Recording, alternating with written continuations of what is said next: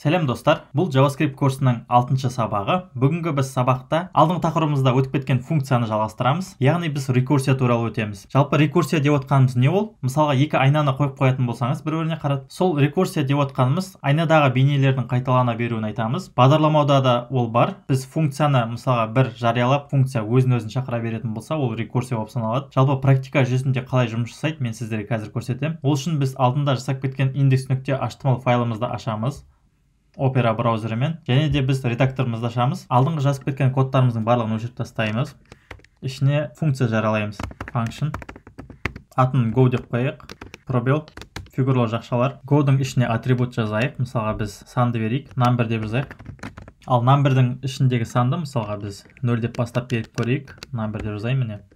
Number тең болады 0 дейік. Ал ішіне біз numberді үлкейтейік. Мысалға number қосу дейік. Содан соң ішіне салайық, мысалға if дейін, мысалға мен number егер де біз 100-ден кіші болса дейік, онда go деген функцияны шақыр дейміз, яғни өзін шақырады, ішіне numberді бер дейміз. Number.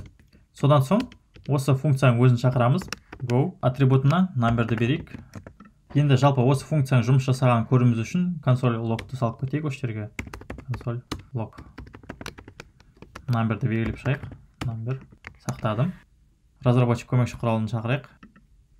Консоль вкладкасын басам. Мына жерде міне көріп тұрсыздар. Жоғарыға жазсам, бірден басталып жазылып тұр. 1, 2, 3, 4, 5, 6, 7, 8, 9, 10 деп кете берген. Солай біз сандарымыз 100-ге дейін бар. Яғни, түсіндіріп айтып кетсем, мына go функциясы атрибуты numberмен берілді. Ол numberді көбейтті бір санға. Одан кейін console logқа міне біз сол санды шығардық. Егер де біздің number 100-ден төмен болатын болса, онда біз go numberді шақыр деп отырмыз. Қайтадан функциямызды шақырамыз. Яғни ол өзін шақырып жатыр. Осыны рекурсия деп айтады. Бірақ сол функцияның өзін басталып кетуіне біз себепші болдық. Міне go функциясын шақырдық. Міне жалпы numberді мына жерде бермей-ақ біз алып тастасақ та болады. Былай қысқаша жазайық.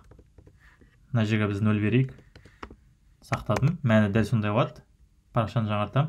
Еш өзгеріссіз әрине.